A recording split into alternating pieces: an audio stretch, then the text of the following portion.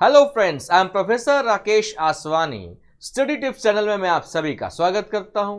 Friends, आज हम chapter number 5 organising जो है उसका पार्ट 6 कवर करने जा रहे हैं, जिसका नाम है व्हाट इज इनफॉर्मल ऑर्गेनाइजेशन। ये पार्ट में हम क्या डिस्कस करने वाले हैं, व्हाट इज इनफॉर्मल ऑर्गेनाइजेशन, यानी इनफॉर्मल ऑर्गेनाइजेशन क्या होता है, उसका इंट्रोडक्शन, उसके फीचर्स, उसके एडवांटेजेस एंड उसके लिमिटेशंस। फ्रेंड्स, बाकी के पार्ट्स आप जरूर देखिएगा ताकि आपको कंसेप्ट समझने में आसानी हो। अगर आप इस चैनल पर नए हैं तो आप कुछ चैनल को सब्सक्राइब करना ना भूलें, साथ में बेल आइकन को प्रेस करना ना भूलें ताकि फ्यूचर वीडियोस का आपको नोटिफिकेशन मिल सके। तो चलिए दोस्तों, स्टार्ट करते हैं इनफॉर्मल ऑर्गेनाइजेशन। अब क्या होता है इनफॉर्मल ऑर्गेनाइजेशन, तो सबसे पहले हम देखने वाले हैं इंट्रोडक्शन।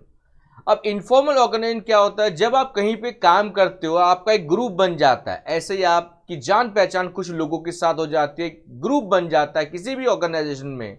ऐसी दोस्ती यारी किसी के साथ हो जाती है, एक छोटा मोटा ग्रुप आपका बन गया, तो उसको हमने नाम दे दिया इनफॉर्मल, यानी यहाँ पे कुछ फॉर्मेलिटीज नहीं है।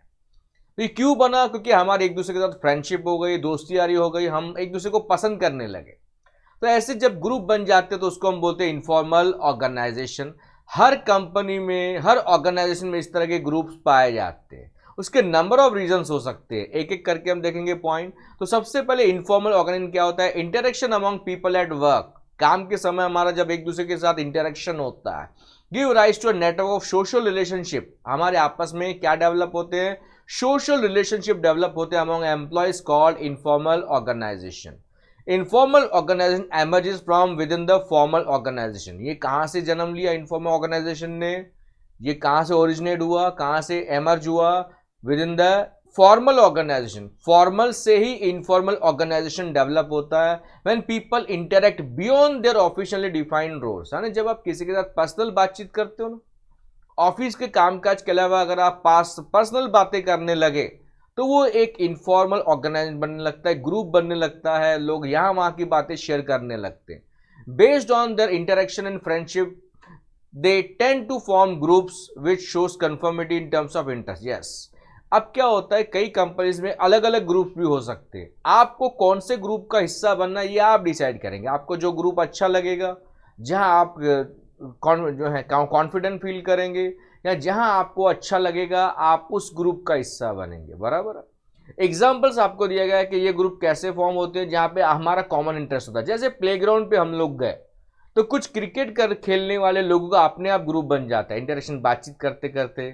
चलो मैं बैटिंग करता हूँ, तुम बॉलिंग करो, या मैं बॉलिंग करता हूँ, तुम बैटिंग करो। तुम कहाँ से हो, यहाँ वहाँ की बातें होती है, तो चलो हम ग्रुप बना के रोज यहाँ पे प्रैक्टिस करेंगे। तो ऐसा हो सकता है। या कैफेटेरिया में, कॉफ़ी शॉप में हम लोग गए, रोज़ एक दूसरे को हम देखते हैं, तो कई बार ऐसा ग्रुप बन जाता है क्योंकि हम रेगुलर वहाँ पे विजिट करते हैं, तो सोचा चलो आपस में थोड़ा बातचीत कर लेते हैं। तो ऐसे ग्रुप्स कहीं पे भी बन सकते हैं। यहाँ जिम पे गए तो वहाँ पे कभी दोस्ती हो जाती है, ग्रुप बन जाता है। तो ऐसा कहीं पे भी हो सकता है। सत्संग पे गए, कहीं पर भी गए, तो वो इनफॉर्मल ऑर्गेनाइजेशन है।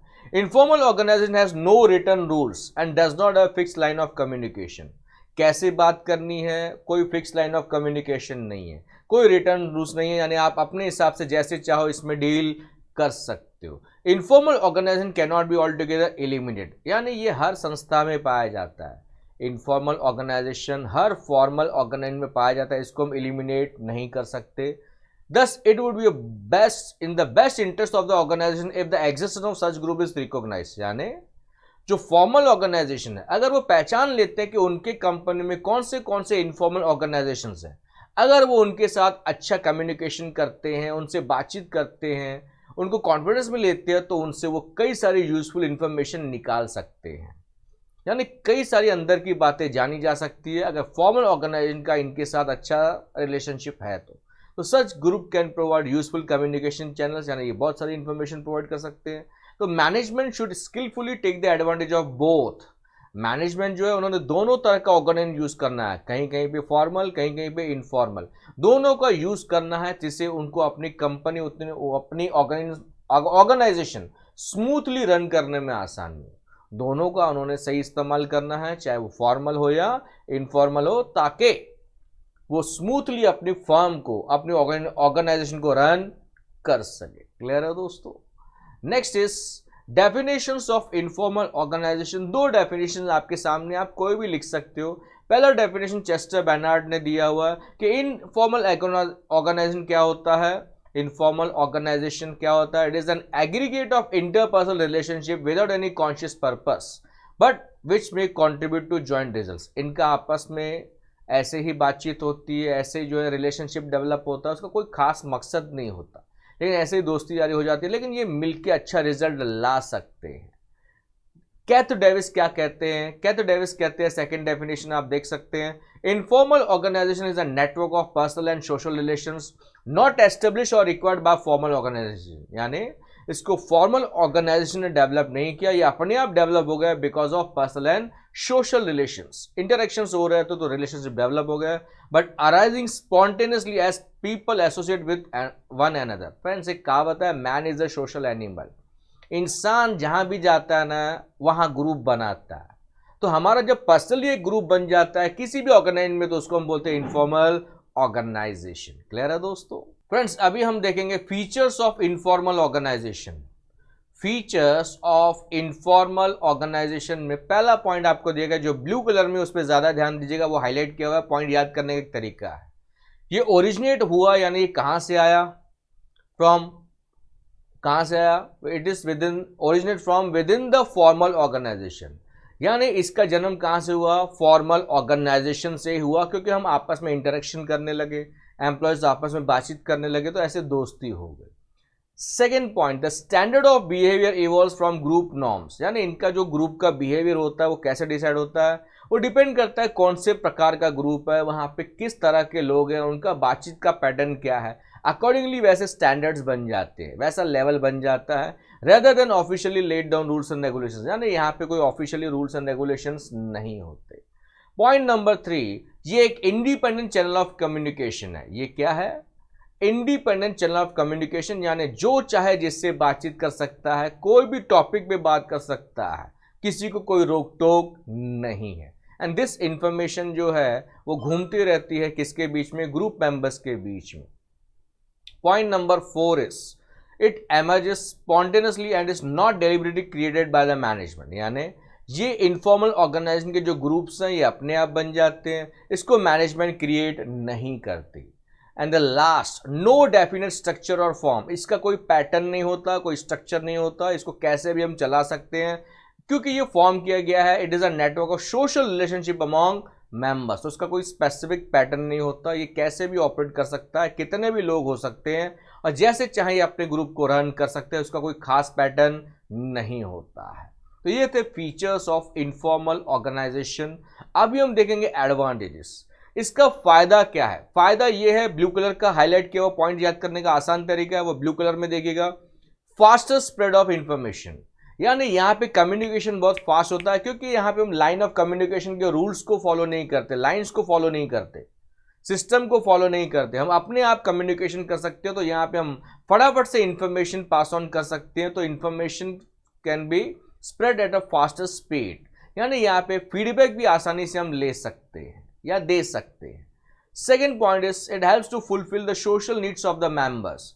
यहाँ पे लोगों की, समाज की सोशल नीड सेटिस्फाई होती है, which allows them to find like minded people. यानी हर इंसान चाहता है कि मैं अपने जैसे कुछ लोगों का ग्रुप बनाऊं, दुनियादारी की परेशानी से अलग होकर मैं इनके साथ बैठूं, इनके साथ बातचीत करूं। तो इस तरह के लोग इस तरह के ग्रुप बनाते हैं और उसमें वो इन्वॉल्व होते हैं। This enhances their job satisfaction. इनको फिर अपने काम से संतुष्टि भी मिलती है, plus it gives them sense of belongingness. Yes, इनको लगता है कि ये ग्रुप ही हमारा परिवार है, तो हम सब ने एकजुट होकर काम करना है, साथ में खाना खाना है, साथ में बैठना है, एक दूसरे को मदद करनी है। तो एक अपनापन डेवलप होता है, जो कि प्लस पॉइंट है। Next is it contributes towards fulfilment of organisation objectives by compensating for inadequacies in the formal organisation. यानी यहाँ पे ये लोग जब मिलके काम करते हैं इनफॉर्मल ऑर्गेनाइजेशन, तो इससे इनफॉर्मल ऑर्गेनाइजेशन की वजह से जो फॉर्मल ऑर्गेनाइजेशन है उसके आसानी से क्या अचीव हो सकते हैं? गोल्स। अगर कुछ लोग वीक हैं, इनकॉम्पिटेंट हैं, वो बराबर काम नहीं भी कर रहे हैं, तो भी कोई फर्क पड़ने वाला नहीं है, बाकी के लोग उसको सपोर्ट करेंगे और वो हिसाब से वो काम करेंगे ताकि कंपनी के गोल्स अचीव हो सके। समझाने के लिए एग्जांपल दिया है, employees reaction towards plans and policies can be tested through formal through informal network. Employees का रिएक्शन जानना हो, कोई भी नया प्लान पॉलिसी इंप्लीमेंट करने से पहले अगर इनफॉर्मल ग्रुप को ये जानकारी दी जाए कि कंपनी में हम ऐसा ऐसा करने वाले हैं, तो फटाफट से हमें उनका रिएक्शन जानने में आसानी होगी। फिर हमें डिसाइड करना होगा कि ये प्लान पॉलिसी को इंट्रोड्यूस करना है या नहीं करना है। तो ये इसका प्लस पॉइंट है। Disadvantage of informal organisation. अब इनफॉर्मल के माइनस पॉइंट क्या है? पहला पॉइंट में ब्लू कलर में देखिए वर्ड हाईलाइट किया हुआ है, स्प्रेड रूमर्स। यहां पे बहुत ही अफवाहें ज्यादा फैलती है और कई बार ये डिस्ट्रक्टिव फोर्स का काम करते हैं, यानी रूमर्स फैलाते हैं, गलत चीजें फैलाते हैं जो कंपनी के फॉर्मल ऑर्गेनाइजेशन के इंटरेस्ट के कई बार खिलाफ होता है, यानी इनकी वजह से कंपनी के नाम भी खराब हो सकता है। Next, the management may not be successful in implementing changes. ऐसा हो सकता है कि जो फॉर्मल ऑर्गेनाइजेशन है, जो मैनेजमेंट है, उनको सक्सेसफुली अपने चेंजेस जो है इंप्लीमेंट करने में प्रॉब्लम हो रही है। क्यों प्रॉब्लम हो रही है? कि जो इनफॉर्मल ऑर्गेनाइजेशन के ग्रुप के लोग हैं उसको रेसिस्ट कर रहे हैं, अपोज कर रहे हैं, जिसकी वजह से डिले हो रहा है, जो कि माइनस पॉइंट है। अगर मैक्सिमम लोग अपोज करेंगे तो फिर हम मैनेजमेंट चेंजेस कैसे ला पाएगी। Third point is it pressurise members to conform to groups expectations, यानी यहां पे जितने भी मेंबर्स हैं उनको ग्रुप के हिसाब से चलना पड़ेगा, and which is harmful to the organisation. ये फॉर्मल ऑर्गेनाइजेशन के लिए हार्मफुल हो सकता है if the norm set by the group are against organisation interest. यानी ये इनफॉर्मल ग्रुप के लोग अपने रूल्स बना रहे हैं और वो हिसाब से वो काम करें, तो जो फॉर्मल ऑर्गेनाइजेशन है उसके लिए खतरा हो सकता है, जो कि अगेन माइनस पॉइंट है। तो फ्रेंड्स, ये थे डिसएडवांटेज ऑफ इनफॉर्मल ऑर्गेनाइजेशन। तो फ्रेंड्स, आज हमने क्या क्या सीखा? इनफॉर्मल ऑर्गेनाइजेशन का इंट्रोडक्शन, उसके फीचर्स, उसके एडवांटेजेस और उसके डिसएडवांटेजेस। इतना ही नहीं दोस्तों, इसका पहला वाला जो पार्ट अगर आप वो देखेंगे ना, तो उसमें मैंने कंपेरेटिव स्टडी करके भी बताया हुआ है difference between formal and informal organisation, ताकि आपको कंसेप्ट्स क्लियर रहे और लंबे समय तक याद रहे। Thank you all for your love and support.